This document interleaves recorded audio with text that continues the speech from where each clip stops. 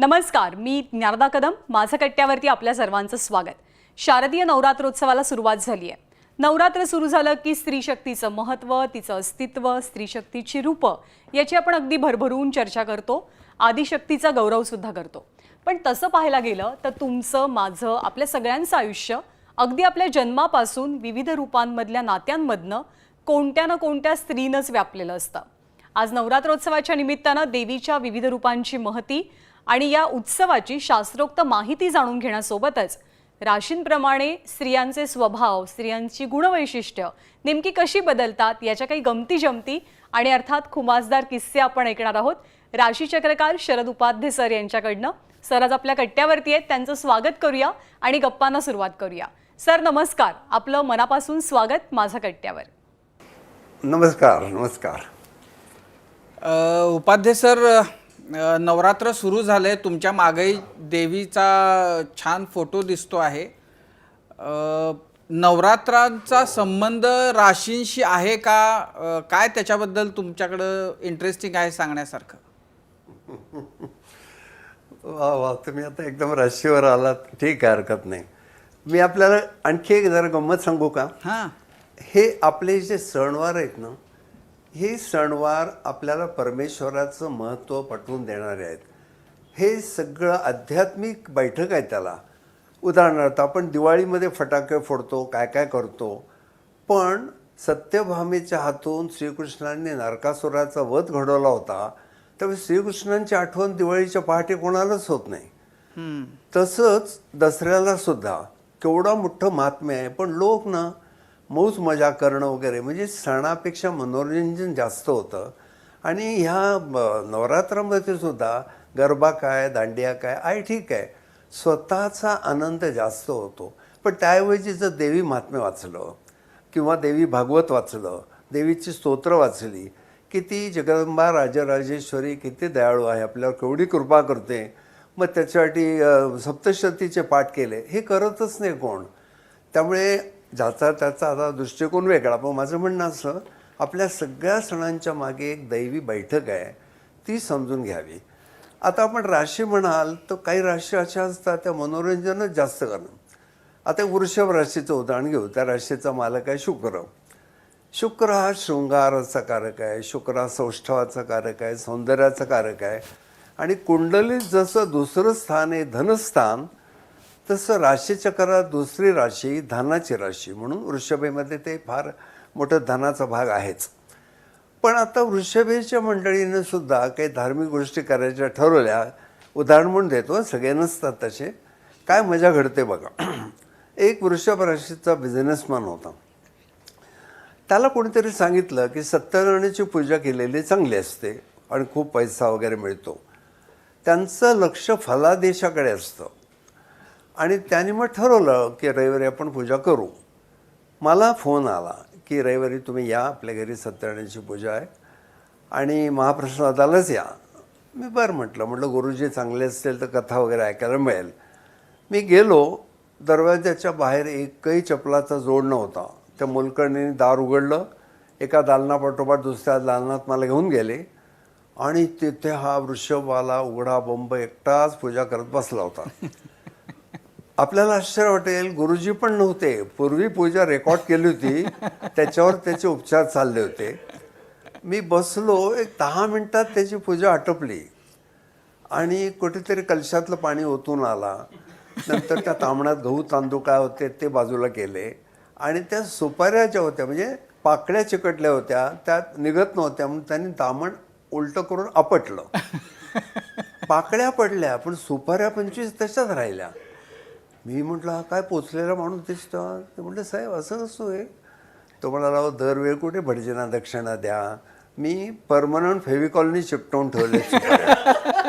मग मला इतका इंटरेस्ट निर्माण झाला. मी जवळ जाऊन बघितलं, एक एक सुपारीवर ग्रहांची नावं होती. चंबू म्हणजे काय तर चंद्रबुध, मंगू म्हणजे मंगळगुरू, म्हणजे प्रत्येक ग्रहाला सप्टेनॉन म्हणून टाकला होता.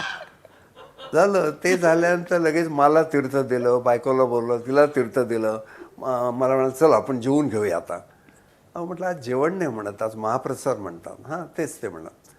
चल आम्ही महाप्रसाद घेतला आणि हा पठ्ठ्या आपली बॅगच भरायला लागला, आपले कपडे, बायकोच्या साड्या वगैरे. अहो म्हटलं, तुम्ही उत्तरपूजा नाही केली, संध्याकाळी कोणाला तीर्थप्रसादाला बोलवलं नाही का? नाही नाही म्हणे, आम्ही दोघे आता महाबळेश्वरलाच निघालो आहे, पोथीमध्येच लिहिलं आहे रात्र विलासात घालवावी. अहो म्हटलं, ते विलास वेगळे, प्रवचन वगैरे करावं, तुम्ही कुठे महाबळेश्वरचे विलास काढले मध्ये?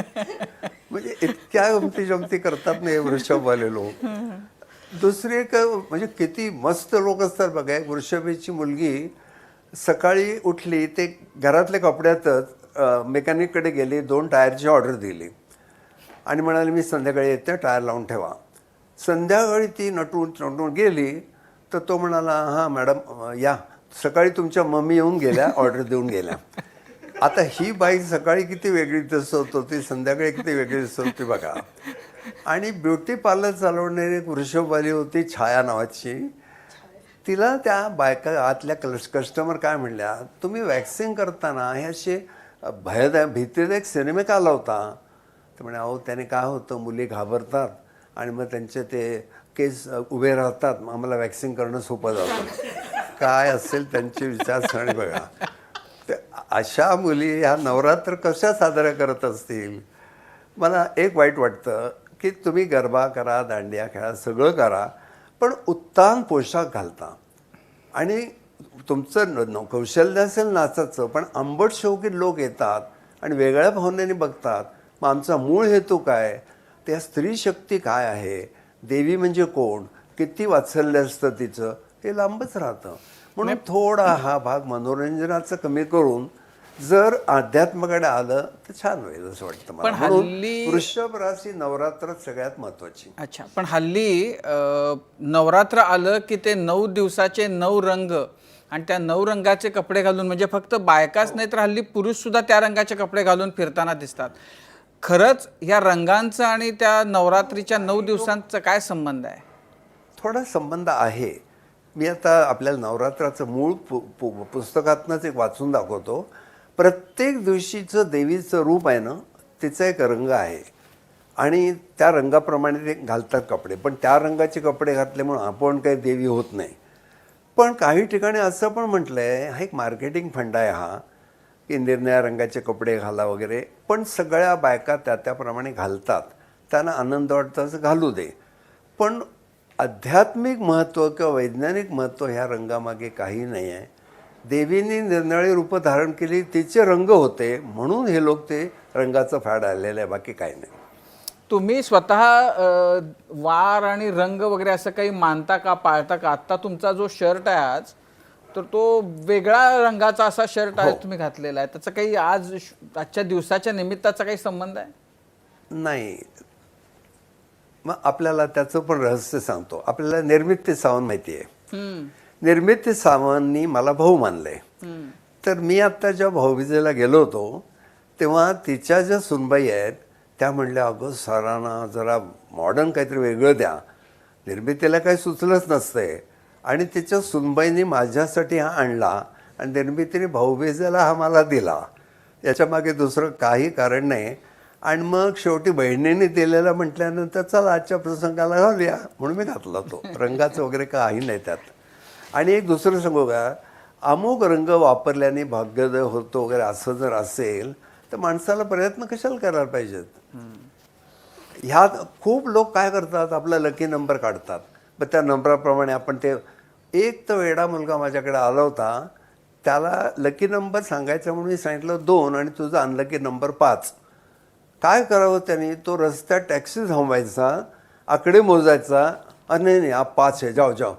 अरे म्हटलं, तो टॅक्सीवाला मारेल तुला एका दिवशी. ती टॅक्सी तुझी आहे का? तुझ्या मालकीच्या वस्तू ज्या आहेत त्या 2वर ठेव. म्हणजे इतक्या मजा पण येतात. म्हणून फलज्योतिषशास्त्रातल्या मी गमती जमती म्हटलंय. फलज्योतिष विज्ञान शास्त्र असं म्हटलं नाही मी. पण उपाध्ये सर, तुम्ही एकूण स्त्री शक्तीच्या बद्दल तुमच्या मनामध्ये फार अपार आदर, अपार प्रेम आहे, म्हणून तुम्ही जेव्हा राशींचं सगळं सांगत असता तेव्हा तुम्ही पुरुषांना भयंकर टोलेला गावता, बायकांच्या बद्दल जरा सॉफ्ट कॉर्नर तुमचा जाणवतो. त्याचं कारण असं, त्या स्त्रीचं अगदी लहानपणापासूनचं आयुष्य पाहिलं. मी माझ्या घरचं उदाहरण देतो. आज शरद उपाध्ये या ठिकाणी बसलेत, त्यांचा विषय फिजिक्स, नोकरी टेलिकम्युनिकेशन. पण मी ज्यावेळेला ॲस्ट्रॉलॉजी घेतली लोक हसले मला, पण माझ्या मागे खंबीर उभी होती माझी मिसेस. ती मागे उभी असल्यामुळे मला कसलंही टेन्शन आलं नाही. आज तिने एवढी साथ दिली, आमच्या दोघांची लोकांनी चेष्टा केली. पण आज सगळ्या जगातनं बोलावणी येत आहेत प्रोग्रामसाठी किंवा विदेशातल्या अपॉइंटमेंट पण होतात. माझं म्हणणं असं, स्त्रिया संसाराचं तीर्थक्षेत्र बनवतात. त्या काय करतात दिवसभरचं पाहिलं आपल्याच्याने ते होणार नाही. किती गोष्टी असतात ना, सगळ्या जबाबदाऱ्या त्यांच्यावर.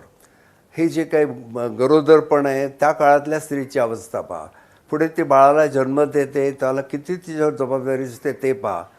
घरामध्ये बाकीचे लोक झोपून राहू शकतात, ती नाही, तिला पहाटे उठून कामाला लागायला लागतं.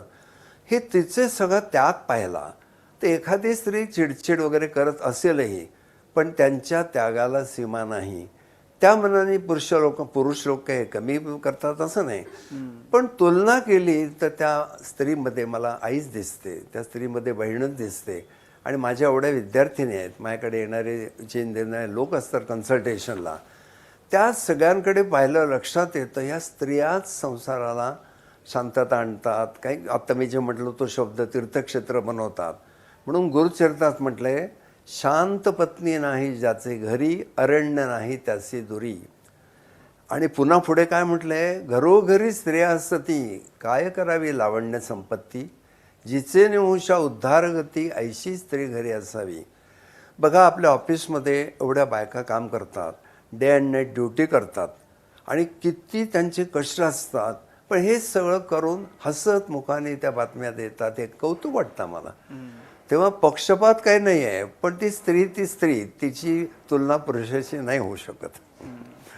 एकूण पुरुष मंडळी जरा जास्त उडाणटप्पूच असतात असं तुमचं मत आहेच. नाही तरी उडाणटप्पूपेक्षा इझी घेतात सगळं. मला एक सांगा, बायको 2 दिवस माहेरी गेली, काय होतं या पुरुषांचं? अहो साखरेचा डबा सापडत नाही, तेव्हा कळतं सकाळी उठून सगळं पटापट आवरणं हे बायकांशिवाय कोणाला जमणार आहे.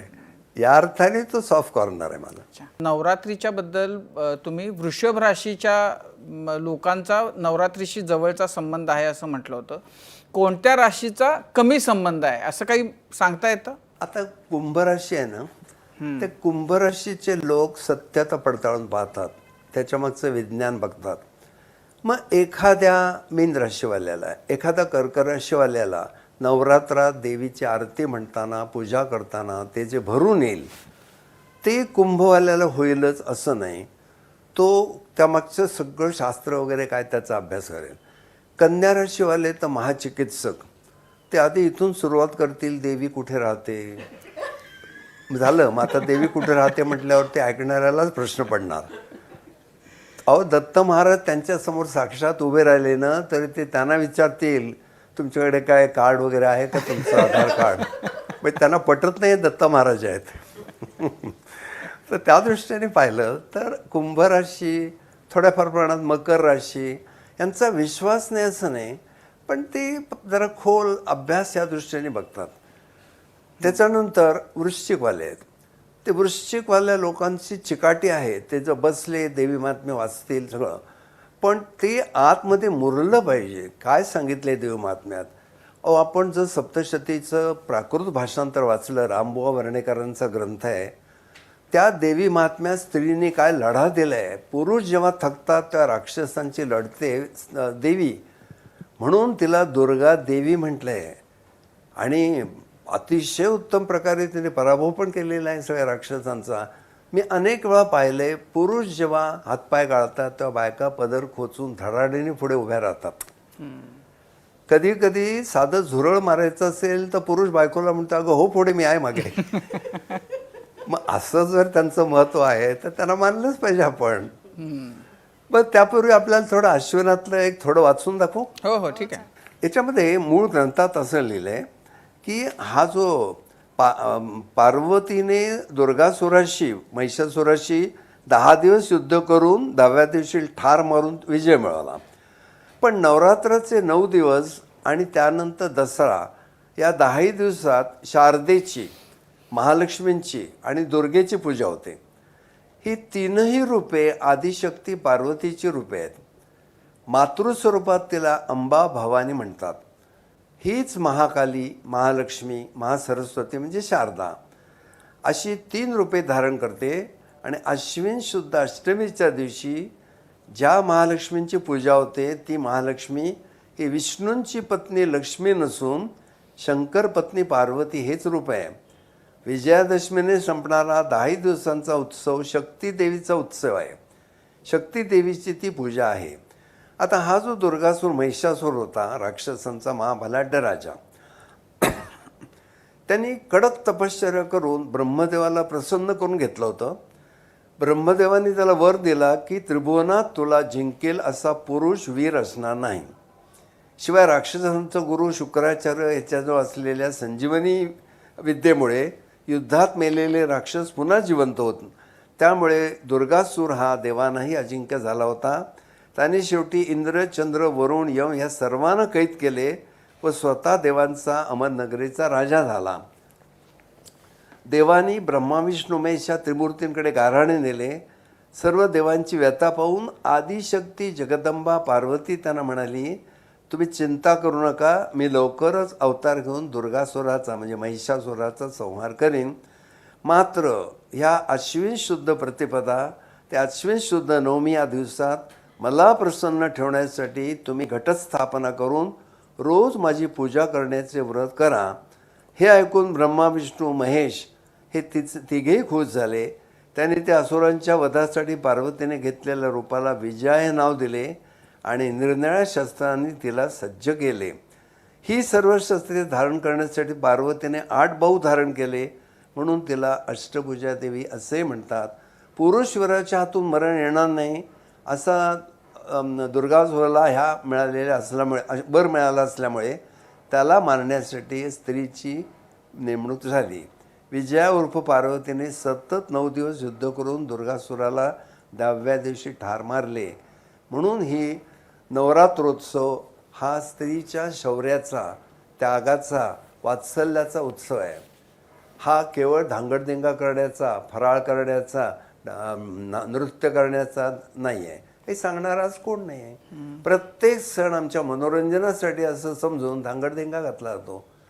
पण काही ठिकाणी मी पाहिल्यात बायका सप्तशती वाचतात. अति एका जागी बैठक ठेवून देवी महात्म्य एका झटक्यात वाचतात. तर देवीवर प्रेम असलं तर नवरात्राला अर्थ आहे ना. ज्या लोकांबद्दल तुम्ही किस्से सांगता वेगवेगळ्या राशीच्या, ते सगळे लोक तुम्हाला खरंच भेटलेले असतात का? नाही, आता जे लोक भेटतात ना ते विविध राशींचे असतात.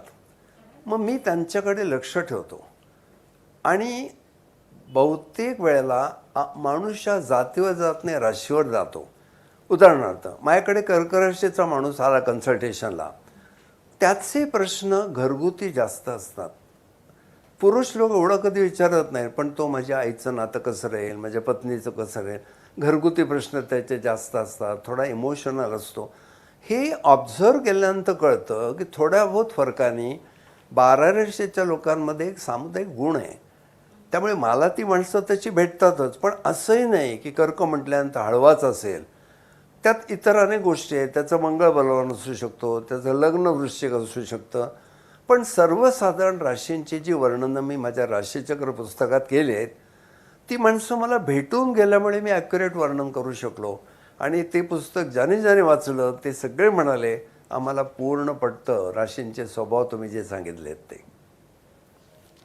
सर, माझा प्रश्न असा आहे की मगाशी तुम्ही वृषभेची एक झलक सांगितलीत की स्त्रियांची स्वभाव वैशिष्ट्ये राशींप्रमाणे कशी असतात. तर 12 राशींचा विचार केला तर तुम्ही थोडक्यात सांगू शकाल का की या राशीची स्त्री जनरली कशी वागते? सर्वसाधारण सांगू शकतो आपण, असं नेहमीच नाही. आता मिथुन राशीच्या बायका अशा काही डोमेस्टिक नसतात, मौज मजा करतात, गप्पा टप्पा करतात, फिरक्या घेतात. मग अशा सगळ्याच असतील असं नाही, पण बऱ्याच प्रमाणात त्या असतात. त्यामुळे अगदी राशी ओळखायला जाऊ नये बाई याच राशीची आहे, पण आपल्याला अंदाज येतो हिची रास मिथुन असावी. एवढं लाईटली घेते सगळं, म्हणजे मिथुन रास असावी. हा असा प्रकार बऱ्याच वेळा घडतो. आता साधं उदाहरण घ्या. मध्यंतरी मी एका प्रयोगात काय सांगितलं की सगळ्या बायका एकदा जमल्या होत्या वेगवेगळ्या राशीच्या, आणि त्या काय म्हणाल्या की उद्या आपल्या मंडळाचा वर्धापन दिन आहे, तर आपापल्या नवऱ्याच्या रंगाच्या केसाप्रमाणे साड्या नेसून यायचं सगळ्यांनी. सगळ्या जणी आनंदित झाल्या, पण एक बाई अशी दुर्मुखलेली होती. ते म्हणून काय झालं ग? ती म्हणाली मी नाही येऊ शकणार, कारण ती वैभव मांगलेची बायको होती. अशा ज्या काही बायकांचे प्रॉब्लेम असतात ते मिथुनवाल्यांच्या मध्ये जास्त दिसतात, पण ते थोडं गंमत जम्मत करण्यासाठी तो राशीचक्र कार्यक्रम आहे. पण तुम्हाला सिन्सिअरली इंटरेस्ट असेल ना, तुम्ही 1.5-2 तास काढायचे, तुमची बर्थ डिटेल ॲक्युरेट मला द्यायची, आणि मग आम्ही एकदा बसलो 1.5-2 तास की सगळं पृथक्करण तुमच्या पत्रिकेचं होतं. त्याला सायंटिफिक रिडिंग म्हणतात, आणि एरवी ह्या फक्त गमती जमती आहेत ज्योतिषाच्या. नाही सर, त्याच्यामध्ये एका राशीचा पुरुष आणि त्याच राशीची स्त्री या दोघांचे स्वभाव वैशिष्ट्य वेगवेगळे असतात का एकच असतात? म्हणजे कन्या रास असेल तर तिथं पुरुष आणि स्त्री दोघांचे स्वभाव सारखे असतात की वेगवेगळे असतात? थोडंफार सारखे असतात, पण आता शेवटी बघा, बायका रसिक आहेत म्हटल्यानंतर त्या निरनिळ्या रंगाच्या साड्या नेसतील. पुरुष काय लाल शर्ट लाल पॅन्ट घालणार आहे का? तसा फरक तर पडणार थोडा, पण दोघेही जण मौज मजा करण्यात आघाडीवर आहेत. तो जो म्हणला की चला आज आपण हॉटेलला जेवायला जाऊ, ती एका पार तयार होईल. तीच जर कन्यावाली असेल तर म्हणेल नाही हो, तुम्ही असं आयत्या वेळेस सांगता, मला नाही जमणार, आणि एवढं बाहेर त्रास आहे सगळा, केवढी महागाई वाढली, घरीच करूया ना आपण सगळं. मतभेद पण होतात. यासाठी वधूवरांचं गुणमेलन नावाचा प्रकार मी जो करतो तो ह्याचसाठी. सबंध रिडिंग तर मी घेतो, पण साधी गोष्ट आहे, राशींचे षडाष्टक असतात अगदी विरुद्ध स्वभावाचे. परवा एक शहाणा ज्योतिषी कोणतरी होता, तो म्हणाला हे गुणमेलन वगैरे काय करण्याची आवश्यकता नाही आहे, दोघांचं पत्रिका चांगल्या आहेत ना. अरे पण चांगल्या आहेत म्हणताना हे करावंच लागणार ना. आपलं एक साधं उदाहरण देतो की आता मेष रस आहे, त्याचं कन्या राशीचे का जमत नाही? मेषवाल्याला फार क्विक निर्णय घ्यायला आवडतो. कन्यावाले सेकंड थॉट थर्ड थॉट देणार, विचार करणार, पटलं तर हो म्हणणार. मेषेला हिंमत खूप आहे, डॅशिंग आहे, नो रिस्क नो गेन असं म्हणतात ते. कन्यावाले प्रत्येक पाऊल सावध टाकणार. असे विरुद्ध स्वभाव पण असतात. पण दोघेही आता समजा कन्यावाले असतील तर दोघेही घोळ घालत बसतील. अशीच थोडी सिमिलॅरिटी असतेच राशींमध्ये.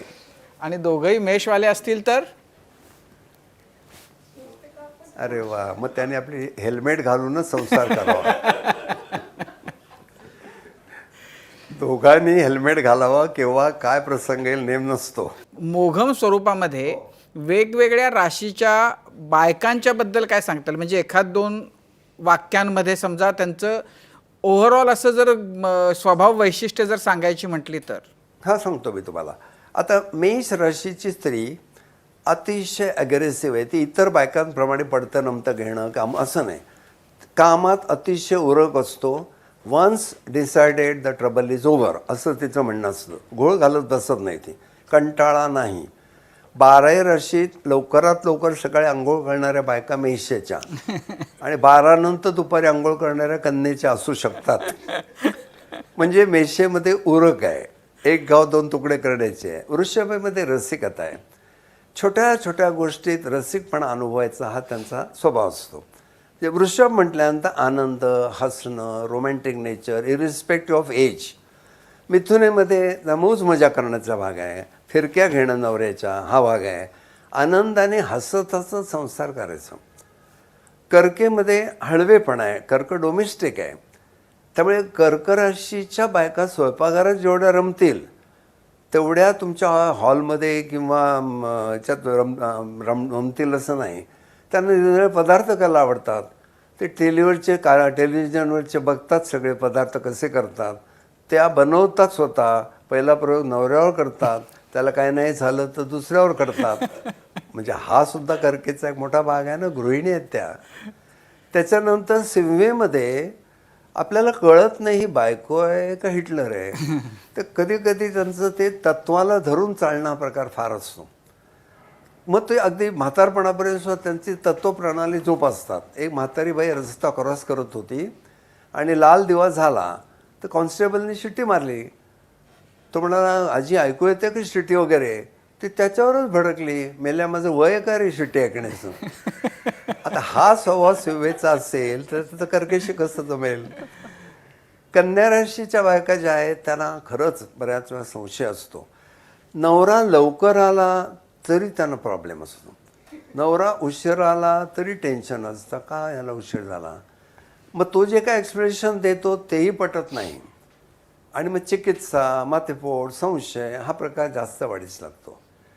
तुळेमध्ये अतिशय सौजन्य आहे. तूळ राशीवर मी काय लिहिलं आपण राशीचक्र पुस्तकात वाचलं. लोक मला म्हणतात की तुम्ही लेखक वाटता. म्हटलं ती राशीच तशी आहे, अतिशय संतुलित आहे, सौम्य आहे, मार्दव आहे, रुजूत आहे, हळवेपणा आहे, वडीलधाऱ्या माणसांना मान देणं हा प्रकार आहे आणि परमेश्वराविषयी नितांत विश्वास आहे, अर्धवट विश्वास नाही, नितांत विश्वास आहे.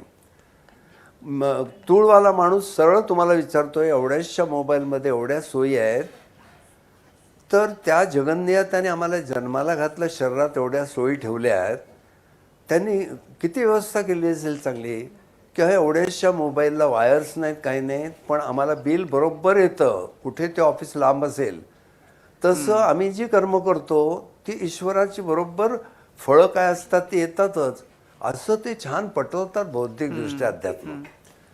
वृश्चिकमध्ये मी तर नेहमी सांगतो, वृश्चिकेचा एक माणूस घरी असला की आपण घरात ॲटम बॉम्ब आहे लक्षात ठेवावं. तो टाईम बॉम्ब आहे किंवा फुटेल नेम नाही, पण वृश्चिकेचा नवरा असेल तर बायकोला जिंकायला सोपा येतो, त्याच्या मनाप्रमाणे करायचं. पण शेवटी वृश्चिक म्हटल्यानंतर ते सरळ काम नाही आहे, विंचू आहे तो नांगे काढलेला, त्याच्यामध्ये स्पष्ट वक्तेपणा आहे. पण बऱ्याच वेळा तुम्हाला असं आढळेल त्यांचे पॉईंट्स बरोबर असतात, सांगण्याची पद्धत हार्श असते एवढंच. वृश्चिकेचे पुरुष ॲग्रेसिव्ह असतात, एखाद्या मुलीला आवडतो पण तो, पण तिचं म्हणणं समोरच्याचा मान ठेवून तुम्ही बोलत जा, सौजन्याने थोडं बोला.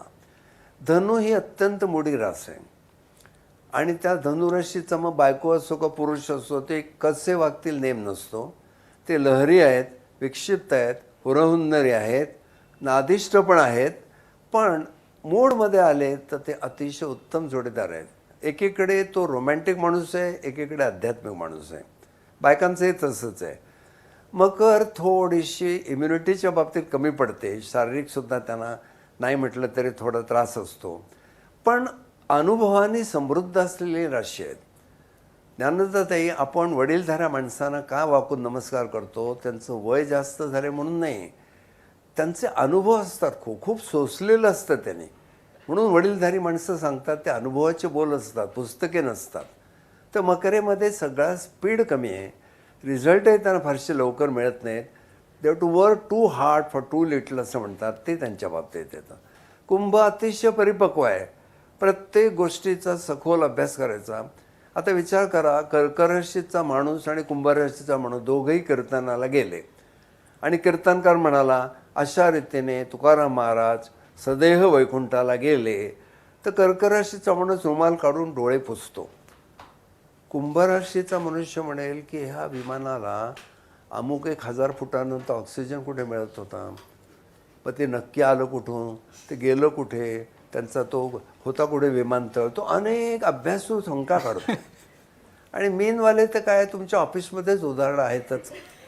मीनवाल्यांचं व्यवहार सगळे सरळ, डिसिप्लिन त्यांची उत्तम, काय समजावं ते नीट समजवणार, पण अतिशय श्रद्धा विश्वास, कुठलं तरी त्यांचं आराध्य दैवत असतं, इष्टदैवत असतं, त्याच्यावर श्रद्धा असते. म्हणून मीन ही लोक म्हणतात भोळी बापडी आहे, माझं म्हणणं मीन धार्मिक पण आहे आणि परमेश्वरावरच्या श्रद्धेने त्यांच्या जीवनातले व्यवहार चालतात. अशी 12 राशींची अतिशय धावतं वर्णन मी केलं आहे, पण राशीचक्रात एकेका राशीवर 2.5 पानं लिहिली आहेत, किंवा माझ्या प्रयोगाला या, तिथे पण विस्ताराने मी हे सांगत असतो. गुरुजी, एक तर हिंदू संस्कृतीमधल्या राशी आणि इंग्रजीमधल्या राशी, म्हणजे या दोन्हीमध्ये फार फरक आहे. म्हणजे इंग्रजीतल्या राशी असतात त्या जन्मतारखेवर आधारित असतात आणि मराठीतल्या राशी या म्हणजे हिंदू पंचांगातल्या राशी या जन्मतारखेवर असतात, पण त्या वेगळ्या असतात.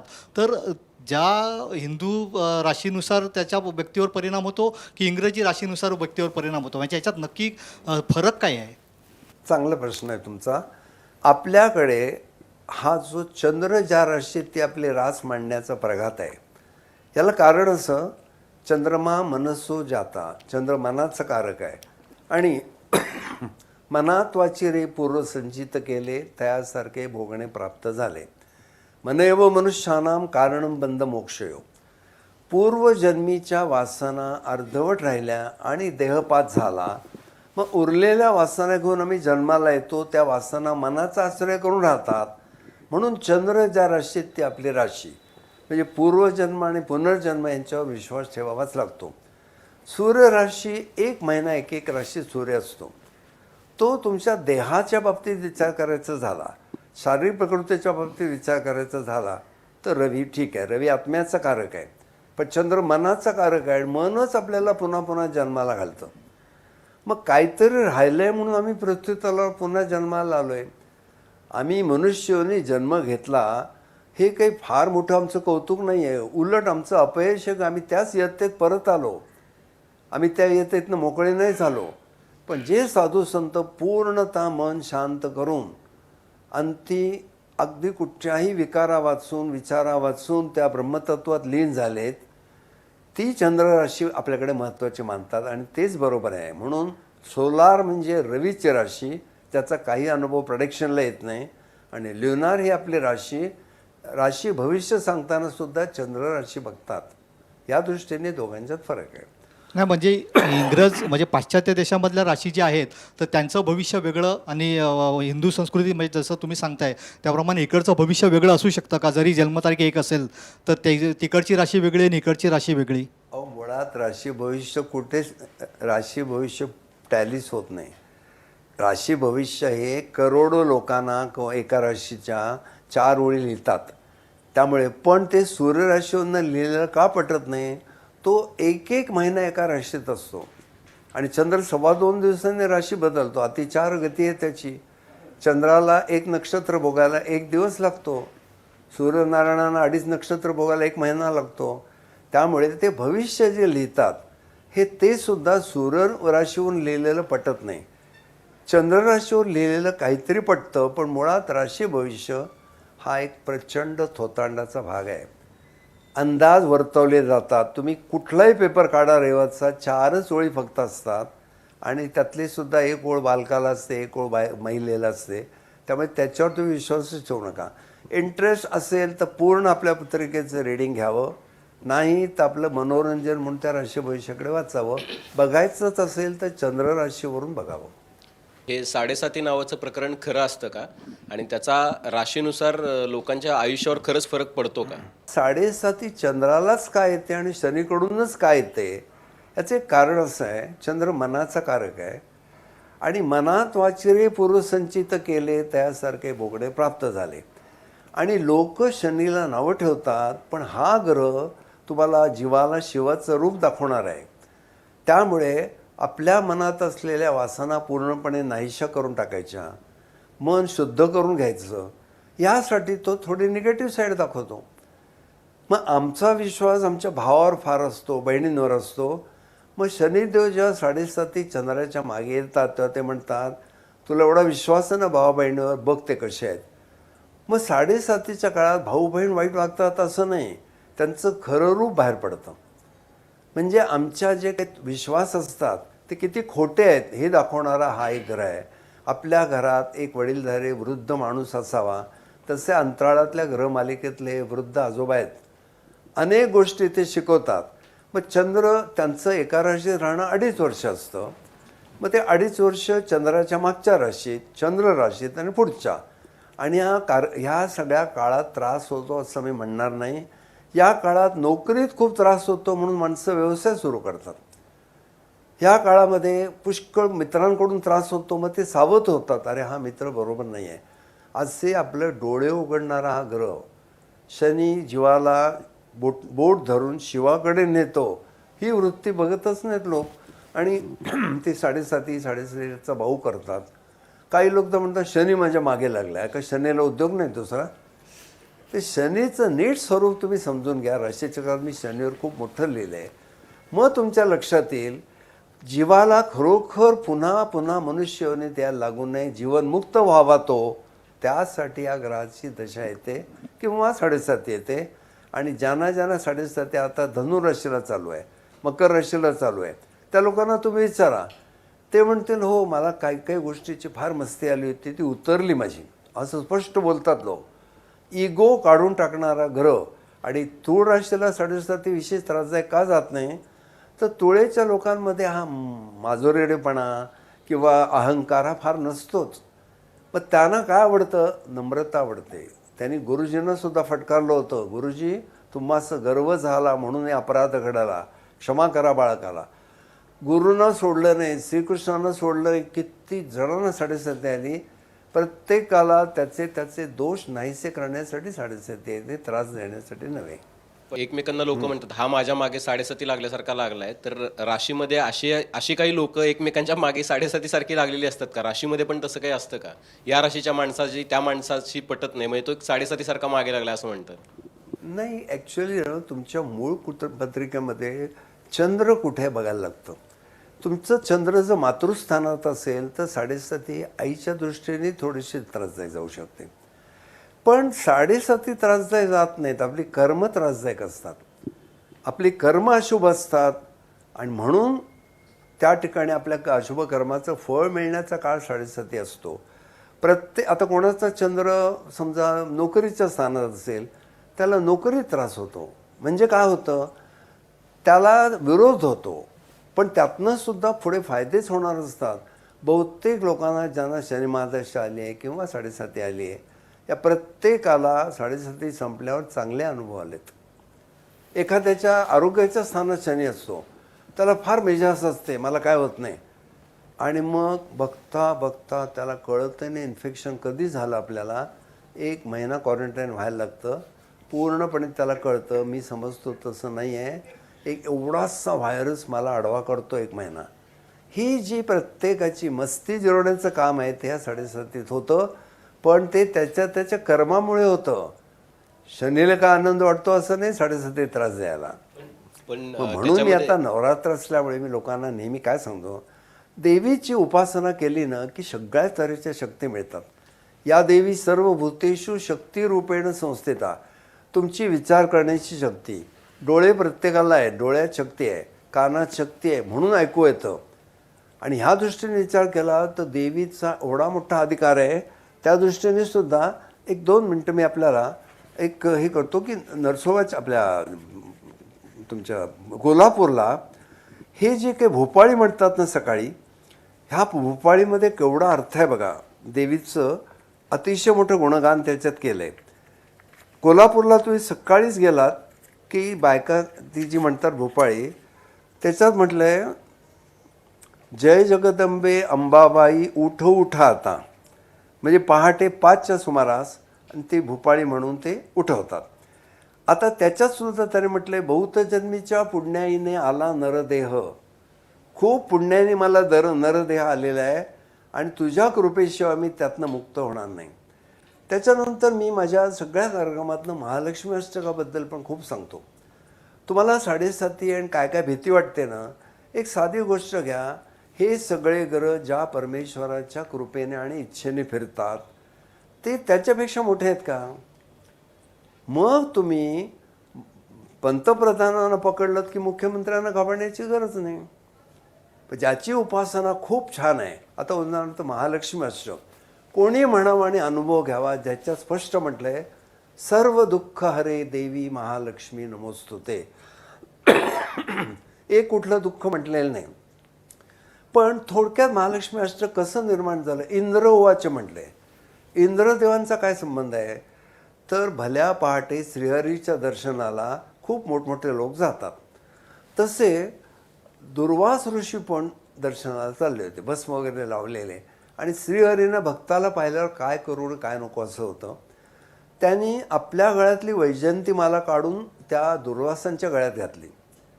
हे महालक्ष्मी बघत होत्या, बायकांचं लक्ष असतं नवरा काय करतोय. आणि त्यांना राग आला थोडा, मला कधी दिली नाही वैजयंतीमाला आणि या घोसवड्याच्या गळ्यात घातली. पण त्यांना काय त्याचं ते पार पोचलेले, त्या दुर्वासाने विचार केला मला काय याचं महत्त्व आहे, म्हणून त्यांनी काढली इंद्रदेवांच्या गळ्यात घातली. इंद्रदेव स्वर्गीचे राजे, अशा 56 माळा त्यांच्याकडे पडलेल्या, त्यांनी ती काढली आणि ऐरावताच्या गळ्यात घातली हत्तीच्या. हे महालक्ष्मींना आवडलं नाही. आणि त्याने मान फिरवली. महालक्ष्मीने मान फिरवली याचा अर्थ वाईट दिवस सुरू झाले, दारिद्र्य आलं. आणि इतकं मग ते इंद्रदेवांना पण सगळं वैभव नाहीसं झालं. मग शेवटी ते श्रीहरींकडे गेले. ते म्हणाले, बघा तुमचा जो आत्ताची समस्या आहे ना ती आर्थिक आहे, म्हणजे आजच्या भाषेत बोलायचं ते डिपार्टमेंट माझ्याकडं नाही, ते तिच्याकडे आहे, तर तिकडे जा आणि माफी मागा. इंद्रदेव म्हणले, अहो शंख चक्र गदा हस्ते महालक्ष्मी नमोस्तुते. त्यांच्या हातात चक्र आहे, त्यांच्या हातात गदा आहे. विष्णू म्हणले, चक्र का धरले त्यांनी? भक्ताकडे पाहू नये वक्र म्हणूनही हाती धरले चक्र. तुम्हाला काय करणार नाही त्या, तुम्ही जा आणि माफी मागा. इंद्रदेवानं काही केलं हिंमत होईना. बायका चिडल्यानं भले भले पुरुष त्यांचं धाबं दणाणतं. तुमच्यापैकी अनेकांना अनुभव असेलच बघा. बायकांनी जर पदर खोचला आणि महिला आघाडी आली कुठे, तर काय होतं त्या पुरुषांचं बघा. आज किती वेळा बघतो आपण पुरुषांना धोपटतात बायका रस्त्यात. ह्यांनाही भीती वाटायला लागली. आणि मग म्हणले, बरं मी जातो, जगलो वाचलो तर येतो परत. आणि इंद्रदेव गेले आणि शेवटी पायावर डोकं ठेवलं. शेवटी आईच ती. महालक्ष्मींच्या डोळ्यात खळकन 2 अश्रू आले आणि ते त्यांच्या मुकुटावर पडले आणि एकदम ऊर्जा आली, शक्तिपात झाला. आणि उत्स्फूर्तपणे ते म्हणाले, नमस्ते अस्तु महामाये श्रीपीठे सुरपूजिते शंख चक्र गदा हस्ते महालक्ष्मी नमोस्तुते. ही फक्त 8 ओव्या आहेत. पण आपण प्रत्येकाने महालक्ष्मी अष्टक म्हणून बघा. मी, माझी पत्नी, आमची मुलं, आम्ही जेव्हा इथून नरसोबाच्या वाडीला जातो, गाडीमध्ये शेकडो महालक्ष्मी अष्टक होतात. तुमच्या लक्षात येईल ज्यावेळेला बाकीच्या सगळ्यांवर संकट असतात तुमचं संरक्षण होतं. साधी गोष्ट आहे, तुमच्या बँकेत भरपूर पैसा असला तर मॅनेजर खळखळ करत नाही, देतो पैसे. मग आमच्या आध्यात्मिक बँकेत पुण्यसंचय खूप असेल, तुम्ही प्रार्थना केली, the utmost prayer is always answered. प्रार्थनेला फळ मिळतंच. आजच्या काळात मी बघतोय 25-25 वर्षाची तरुण मुलं, परवा ताप आला, काल खोकला झाला, आज गेली. कारण का? बँकेमध्ये बॅलन्सच नाही, कधी उपासनाच केली नाही, नामस्मरण केलं नाही. पण ज्यांचं थोडं बहुत का होईना रोज नामस्मरण असतं त्यांना अचानक संरक्षण मिळतं, त्यांची कामं नीट होतात. तसंच एक दुर्गा स्तोत्र आहे, ते पण अवश्य वाचा. पांडवांना दुर्गादेवींनी सांगितलं, तुवा जे केले स्तोत्र पठणं, हे जो करील पठण श्रवण, त्यासी सर्वदा रक्षेन अंतर्बाह्य निजांगे. आपल्या देवतेच्या म्हणजे स्त्री देवता जी आहे तिच्या उपासनेने माणसाला खूप बळ येतं. म्हणून देवी सूक्त वाचलं तर देवीची आपल्यावर किती कृपा आहे ते कळतं. बुद्धिरूपेण संस्थेता, बुद्धी त्या देतात. निद्रारूपेण संस्थेता, झोप त्यांच्या कृपेमुळे लागते. क्षुधारूपेण संस्थेता, भूक त्यांच्यामुळे लागते. या भक्तिसागरमधली देवी सूक्त वाचले की कळतं एवढी कृपा आहे त्यांची. आणि म्हणून आपण कधीतरी शंकरांचा एक फोटो पाहिला असेल, त्यांच्या छातीवर पाय देऊन देवी उभ्या आहेत. तर शंकरांची पूजा एकट्याची कधी करत नाही, बरोबर पार्वती माता असतातच. कारण मी म्हणू नये, पण शंकर काय म्हणतात, शक्ती वाचून शिव शव आहे. तसं पुरुष हा आपल्या स्त्री वाचून अतिशय अपुरा आहे. तिचं सहाय्य असेल तरच सगळं होतं. माझा लोक जेव्हा कुठे कुठे सत्कार करतात, शालबिल घालतात, मी त्यांना सांगतोय, बघा हंडी मी फोडतोय पण थर माझ्या बायकोंनी लावलेले आहेत. तिच्या पाठिंब्याशिवाय मी करू शकलो नसतो. नाहीतर हा उपेक्षित विषय मी घेतला, कुठल्या बाईने परवानगी दिली असती. तेव्हा शक्तीला कधी कमी समजायचंच नाही. आणि म्हणून आमच्याकडे 2 वर्षापासून 10 वर्षापर्यंतच्या मुलींची पूजा करण्याचा एक प्रकार असतो. शाकंभरी या देवता आहेत, त्या कुमारिका आहेत. ती ज्यांची कुलस्वामिनी त्या कुमारिकांची पूजा करतात. अशा कुमारिकांकडे आपण देवी या दृष्टीने पाहायचं तर लहान मुली बलात्कार करणारे नराधम आहेत. बाजारामध्ये वेगवेगळ्या प्रकारचे नवरत्नांचे खडे वगैरे मिळतात आणि असं सांगितलं जातं की तुम्ही ते खडे अंगठ्यामध्ये बोटामध्ये परिधान केले तर तुम्हाला त्याचा चांगला परिणाम होईल. खरंच हजारो किलोमीटर दूर असलेल्या या ग्रहांवर ही छोटीशी खडे परिणाम करतात का? तुमचा काय अनुभव आहे? रत्नामध्ये काय असतं, कॉस्मिक रेज असतात, वैश्विक किरण म्हणतो ना आपण. मग प्रत्येक ग्रहाचं एक वैश्विक किरण आहे. रवीचा लाल रंग आहे, म्हणजे कॉस्मिक कलर ना, बाहेरचा नाही. पोळं दिसायला लाल दिसतं, शेंदरी दिसतं, पण त्यातनं रंग पिवळा येतो. पुष्करात दिसायला पिवळा आहे, पण त्यातनं निळा रंग येतो. मग ज्योतिषी काय करतो, पत्रिका बघून बायका जसं स्वयंपाकघरात बघतात, डबे काय संपलं आहे, तांदूळ संपला मग तांदूळची ऑर्डर करा. तसं ज्योतिषी काय बघतो, गुरुची स्थिती दुर्बल आहे अंशाने, त्याला गुरुबळ पाहिजे. मग तो पुष्कराज वापरून त्या कॉस्मिक कलरचा बॅलन्स साधतो.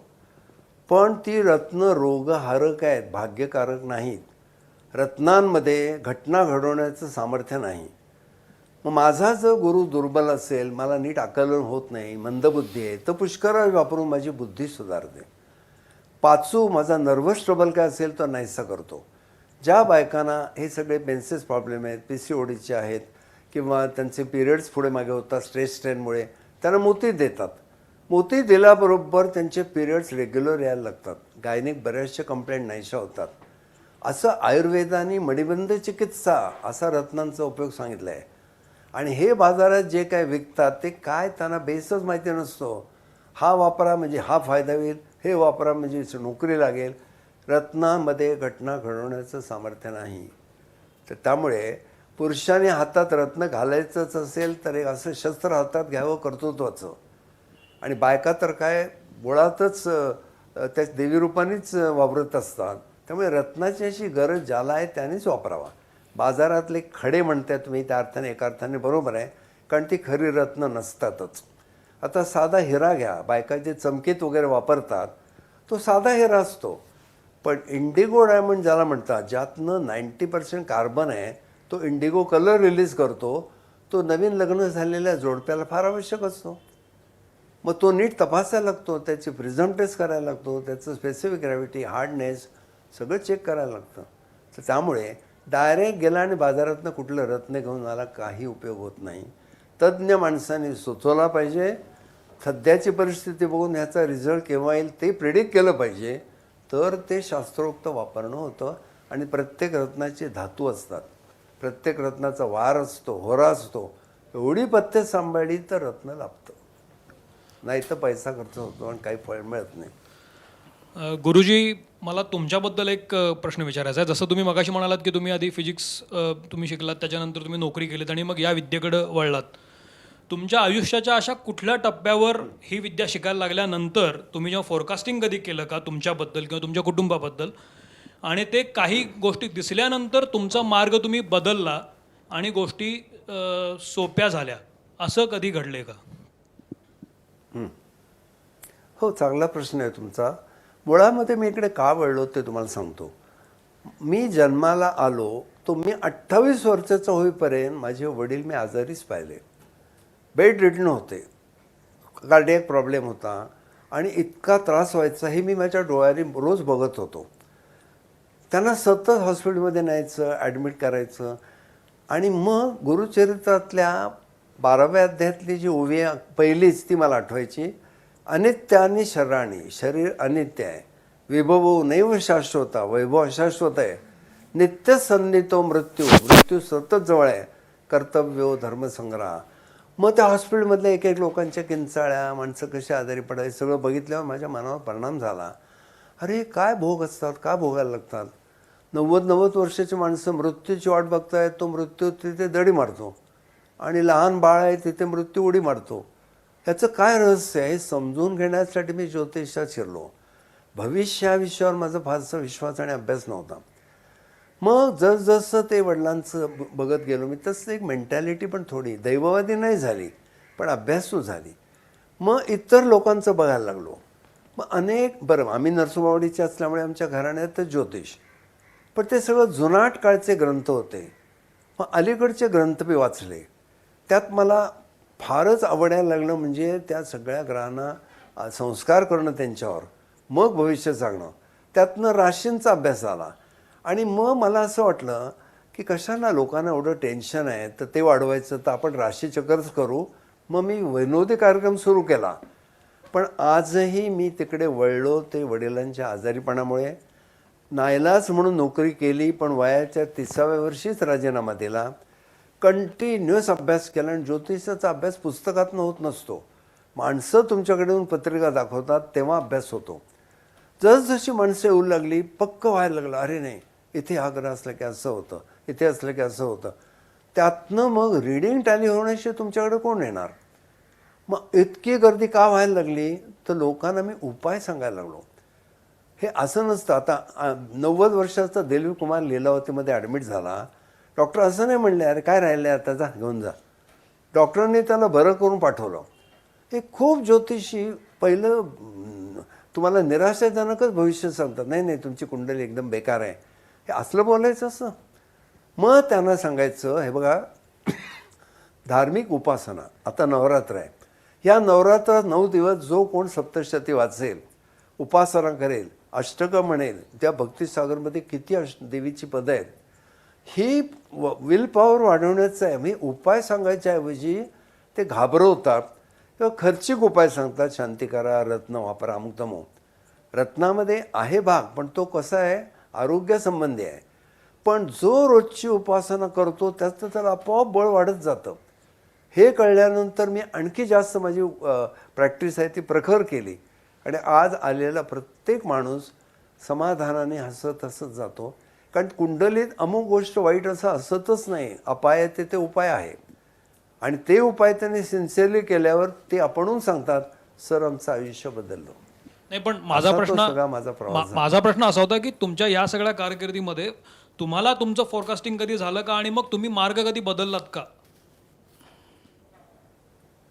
नाही माझं फोरकास्टिंग म्हणजे मी सतत घरातल्या लोकांच्या पत्रिका बघतच असतो. मला वाटतं मी आपल्याकडे एका कार्यक्रमाला आलो होतो तेव्हा मी उदाहरण दिलं होतं की मला स्वतःला माझ्या प्रोस्टेटबद्दलचं रिडिंग आलं. मी जाऊन ऑपरेशन करून घेतलं. माझ्या डोळ्याचा प्रॉब्लेम म्हणून असं मला कळलं. मी लगेच जाऊन डोळ्याची ट्रीटमेंट चालू केली. तुम्हाला आगाऊ सूचना मिळते. मग ती सूचना मिळण्याच्या दृष्टीने मी शिकल्याबरोबर माझ्याच पत्रिकेपासून सुरुवात केली. मग घरातल्या लोकांच्या बघायला लागलो आणि सावध करायचं असतं, घाबरवायचं नसतं. त्यामुळे तुम्ही तसं म्हणाल तर मी 30व्या वर्षी सुरू केलं, पण 35व्या वर्षापासून माझं सुद्धा सतत 3-3 महिन्यांनी पत्रिका मी बघत असतो. नाही मग तुम्ही जसं आता म्हणताय की आगाऊ ते सूचना forecast हा प्रकार मिळते, मी फार लवकर चालू केला. तुम्ही जसं म्हणताय की आगाऊ सूचना मिळते, मग ती आगाऊ सूचना प्रत्येकाला मिळत असते का? कारण प्रत्येकाचा एक सेन्स असतो, जो सेन्स नाही नाही, त्याला हे पाहिजे ना, त्याचा अभ्यास पाहिजे. पण तो जेव्हा माझ्याकडे येतो तेव्हा त्याच्या महादशा, अंतर्दशा, ग्रोचर बघून मी त्याला वॉर्निंग देऊ शकतो, इथे इथे जरा सांभाळ, आजारीपणा येणं वगैरे अमुक तमुक हा, किंवा नोकरीत पटकन काही त्रास होणं, हे इंडिकेशन असतात. पण त्यासाठी सखोल अभ्यास लागतो. डे अँड नाईट अभ्यास करावा लागतो. करंट प्लॅनेट कुठले आहे, दशा, आणि लॉजिक एवढं आहे त्याच्यामध्ये. एक एक ग्रहावर 7-7 संस्कार करायला लागतात. त्या ग्रहाला कुंडलीत घर कुठलं मिळालं, राशी कुठली मिळाले, नक्षत्र, अवस्था, भाव, ते बॅलन्स करून मग त्याची दशा कधी येणार आहे. मग आता सध्याचे करंट प्लॅनेट कसे आहेत, आत्ता गुरु बदलणार आहे तो ह्या राशीला की, हे सगळं बघायला लागतं. हे राशी भविष्यवाले फक्त करंट प्लॅनेट बघतात, मूळ पत्रिका बघत नाहीत. उपाध्येजी त्यामुळे आगाऊ सूचना प्रत्येकाला मिळू शकते. त्या प्रकारचा अभ्यास ज्योतिषी मिळाला तर. उपाध्येजी महाराष्ट्रभर तुम्ही खूप कार्यक्रम केले. हे राशीचक्राचा कार्यक्रम करताना तुमची आवडती रास कुठली एखादी आहे का? आणि ती असेल तर नेमकी कशामुळे ती तुमची आवडती रास आहे? नाही, माझी आवडती रास थोडीशी कन्या अशासाठी आहे. कन्या सुरू झाली लोक फार हसतात. म्हणजे मी काय टार्गेट करत नाही त्यांना, पण 12 राशीमध्ये कन्या राशी सुरू झालेल्या लोक का हसतात तर त्यांच्या शंका कुशंका फार मजेशीर असतात. एका कन्या राशीच्या माणसाला काय भीती वाटायची माहिती आहे? आपण रात्री झोपलो तर आपल्या कानात गोम जाणार. आता इतकी माणसं झोपतात, कोणाला कधी अनुभव आहे का? पण त्या भीतीने तो झोपायचा नाही. मग त्याच्या बायकोने त्याला कानात कापसाचे बोळे घालायला दिले. मग एकदा तो कुशीवर वळला तर बोळा पडला खाली. त्याला वाटलं गोम गेले आतमध्ये बोळा काढून. ही उदाहरणं जसजशी मी देतो थिएटर पडतं हसून हसून. मग माझ्या राशीचक्राला मोठी करणारी राशी म्हणून मला कन्या आवडते. विद्वत्तेच्या बाबतीत मला कुंभ आवडते. शृंगाराच्या बाबतीत मला वृषभ आवडते. आणि कंपॅनियनशिपला मला मिथुन आवडते. मिथुनेची पत्नी उत्तम मैत्रीण होईल, प्रेयसी पण होईल. कर्क राशीसारखी पत्नी होईलच असं नाही. हा असा सगळा आवडता नावडता भागच नाही. प्रत्येकाचं एक वैशिष्ट्य आहे. आपण हॉटेलात गेलो की आवडतं नावडतं नसतं. त्यातल्या त्यात मेदूवडा आवडतो, मग मेदूवडा मागवतो. पण बाकीचेही पदार्थ आपण खाऊ शकतो. उपाध्ये सर, आपण आता इतकं राशींबद्दल बोलतोय किंवा ग्रहांची स्थिती वगैरे, पण आता हा कोरोनासारखं संकट जे जागतिक संकट आहे, म्हणजे नोकऱ्या गेल्या तर लाखो लोकांच्या गेल्या, आजारी पडले तर दिवसाला लाखो लोक आजारी पडतात. तर हे कशामुळे, हे ज्योतिषांना दिसलं नाही का, किंवा काय बदल झाले नाही, ते? त्याला एक मेदिनी ज्योतिष नावाचा वेगळा विषय आहे, त्याकडे मी कधी वळलो नाही. इंदुमती पंडित आपल्याकडे होत्या, त्या इंदुमती पंडित ह्या मेदिनी ज्योतिषाचा अभ्यास करायच्या. आणि इवन पुष्कळ फॉरेनर्सनी सुद्धा हे जागतिक संकट वगैरे ह्याच्यावर भाष्य केलं आहे. पण ज्यावेळी प्लुटो नावाचा एक ग्रह आहे, 12वा ग्रह आहे तो प्लुटो, तो सामुदायिक सगळी संकट आणतो. ते मेदिनी ज्योतिषात त्याचा विस्ताराने उहापोह केला आहे. माझा कधी संबंध त्याच्याशी आला नाही. मी इंडिव्हिज्युअल पत्रिकेत जास्त रमलो, म्हणून त्याबाबत मी अधिकाराने काही बोलू शकणार नाही. काही लोकांचं म्हणणं असं, आता हे विकारी नावाचं संवत्सर आहे, हे ज्यावेळी येतं त्याला जागतिक संकट येतं, हे आता पाडव्याला बदलेल मग बरं होईल. पण असे अंदाज वर्तवण्यापेक्षा आपला अभ्यास नाही ना त्याचा, मग बसलेलं बरं. पण त्या कोरोनाच्या काळात सुद्धा शेकडो लोकांना फायदा झाला, केवढा आर्थिक फायदा झाला. काही ना कितीतरी उत्तमपैकी अनुभव आले आणि काही ना घरी बसून नोकऱ्या गमवायला लागल्या. प्रत्येकाचं प्रारब्ध वेगळं आहेच. कित्येक डॉक्टरांचं उखळ पांढरं झालं या कोरोनामध्ये. मग हा सगळा प्रकार पाहिला तर इंडिव्हिज्युअल परिणाम होतोच, पण सामुदायिक जी संकट आली आहे त्यासाठी मात्र मेदिनी ज्योतिषाचा अभ्यास पाहिजे. तो इंदुमती पंडितांचा होता. आचार्यात्रे त्यांना विनोदाने भोंदुमती पंडित म्हणायचे, पण त्यांची अनेक भविष्य बऱ्यापैकी अनुभवास आलेली आहेत. नाही, पण आता तुम्ही गेले कित्येक वर्ष पत्रिका पाहताय, तर साधारणपणे मागच्या वर्षीपासून ज्या तुम्ही पत्रिका बघत होते त्यात तुम्हाला काही कुठे साधर्म्य किंवा एकाच वेळी सगळ्यांच्या याच्यात काही सारखा योग वगैरे असं काही दिसलं होतं का, म्हणजे या कोरोनाच्या नाही, दरम्यान? प्रत्येकाची पत्रिका वेगळी ना. अच्छा. आता बघा, प्रत्येकाची पत्रिका वेगळी. मी मगाशी म्हटलं ना, 92 वर्षाचा मनुष्य कोरोनावर मात करून डिस्चार्ज घेऊन घरी आला आणि 25 वर्षाचा तरुण गेला. असे पण अनुभव इंडिव्हिज्युअल पत्रिकेत येतात. पण तुम्ही कोरोना का आला, याचे जागतिक परिणाम काय, कोरोना केव्हा संपेल, हा विषय मात्र मेदिनी ज्योतिषशास्त्राचा आहे. सर माझे पण लोक माझ्याकडे जे येतात ना, ते कोरोना बाधित एखादा होणार असेल त्याची हिंट मिळतेच, त्याला तशी वॉर्निंग पण दिलेली आहे. सध्या मी जिथे राहतो त्याच्या खालच्या मजल्यावरच आता क्वारंटाईन आहेत. तीन लोक घरामध्येच बंद आहेत. म्हणजे असे योग पण मिळतात की बाबा 14 दिवस आता बाहेरच येणार नाहीत. हे तुम्ही पत्रिका नीट पाहिली तर त्यांनाही गाईड करता येतं. त्यामुळे असे काही लोकांना मी गायडन्स दिलेलाही आहे. पण तुमचा पहिला प्रश्न जो होता की 8 महिने हे सगळं चालू आहे, ते काय कसं केव्हा संपेल, ते अधिकाराने मी नाही सांगू शकणार. सर माझे 2 प्रश्न आहेत की कोरोना काळामुळे मंदिरं स्वाभाविकपणे बंद आहेत, बाहेर जाण्यावरती निर्बंध आहेत. तर नवरात्र आहे आता, तर खूप महिला वर्गाला हा प्रश्न पडू शकतो की अरे यावेळेला मला मंदिरात जाता येत नाहीये, देवीची ओटी भरता येत नाही किंवा कुलदेवीचं दर्शन घेता येत नाहीये. तर अशा काळामध्ये ती साधना कशी करायची किंवा घरी राहून तुम्ही ती उपासना कशी करू शकता? मी तर नेहमी सांगतो की तुम्ही सिद्धिविनायक गणपतीच्या मंदिरात जाण्याची गरज आहेच असं नाही, लालबागच्या राजाला जाण्याची गरज आहे असं नाही. आपल्या देव्हाऱ्यात ते गणपतीची मूर्ती आहे. आपला भाव ज्याला प्रगल्भ होतो ना, त्याच वेळी आपण घरी बसून पण उपासना करू शकतो. मग मंदिर उघडल्यानंतर तुम्ही कधीतरी महालक्ष्मीच्या देवळात जा. काय खेचाखेची असते, एकमेकाला ढकलतात, त्या बायका ओटी भरू शकत नाही नीट. अशा गर्दीच्या काळात धड सोशल डिस्टन्सिंग नाही, मास्क लावलेला नाही. मग एवढं करण्यापेक्षा शांतपणे आपल्या देवघरात बसलं आणि ती स्तोत्र प्रेमाने म्हणते, अर्थाकडे लक्ष ठेवून म्हटलं पाहिजे. देवीची उपासना करताना डोळ्यात 2 अश्रू आले तर ते 100 लिटर दुधाच्या अभिषेकापेक्षा महत्त्वाचे आहेत.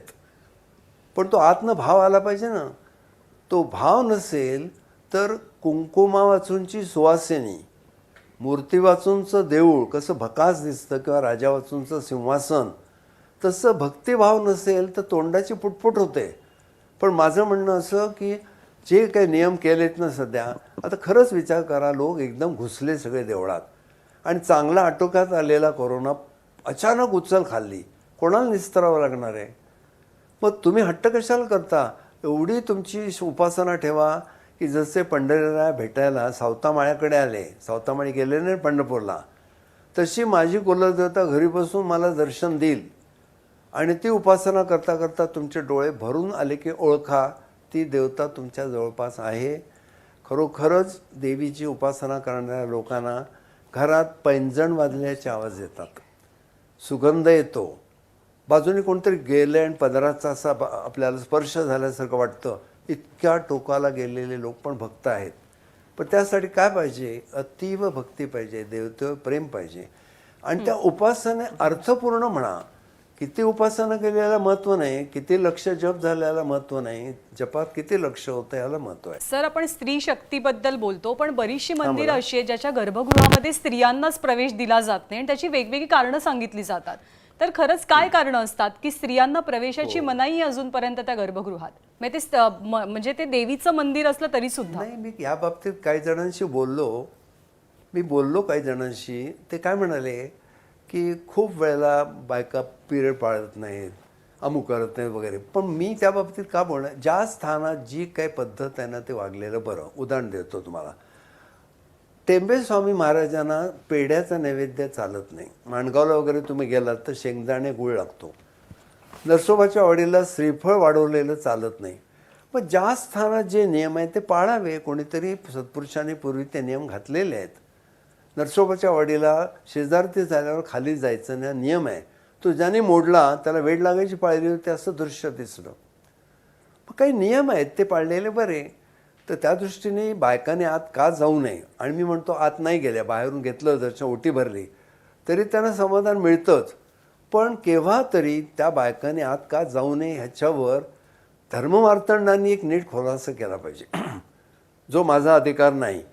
पण जसं गुरुचरित्र बायकाने का वाचू नये ह्याच्यावर टेंबेस्वामींनी उत्तर दिलं की बायका मुळातच पवित्र, पण गुरुचरित्राच्या सप्ताहाला रोज 3 तासाची बैठक लागते. बायकांची शरीर रचना जी आहे ती अशी बैठकीला योग्य नाही. शिवाय त्यांना पिरियड्स केव्हा चालू होतील सांगता येत नाही. शिवाय घरची कामं त्यांची असतात, त्यांचं लक्ष तिकडे असतं, लक्ष लागणार नाही. आणि गुरुचरित्र हा प्रचंड वेदाचा 5वा अध्यायच म्हटलं पाहिजे. इतके कठीण काय अध्याय, ते 36वा अध्याय 531 ओव्यांचा आहे. मग तसं बायकाला तेवढी एकाग्रता नसते. मग तुम्ही दत्तकथा वाचा ना, दत्त महाराज किती दयाळू आहेत, त्याच्या कथा आहेत. पण अट्टास करण्यात पण अर्थ नाही. काय नियम आहेत ते पाळलेले बरे. मला स्वतःला सुद्धा कधी गाभाऱ्यात मी जात नाही कोल्हापूरला. गर्दी, रेटारेटी, आरडाओरडापेक्षा एका कोपऱ्यात उभं राहायचं, आईसाहेबांचं रूप बघायचं, छानपैकी जाणवतं देव जवळी आणि अंतरी आपल्या जवळच आहेत त्या. अशी वृत्ती वाढवून घ्यावी भांडणापेक्षा. सर, आपलं बोलणं किंवा तुम्ही जे किस्से सांगता ते किस्से जितके खळखळून हसवतात तितके सगळ्यांना चिंतनही करायला लावतात. नवरात्रोत्सवाच्या निमित्तानं तुम्ही प्रेक्षकांशी, आमच्या सगळ्यांशी खूप साऱ्या गप्पा मारलेल्या आहेत. बऱ्याचशा नवीन गोष्टीही आम्हाला समजल्या. त्याबद्दल आपले मनापासून आभार.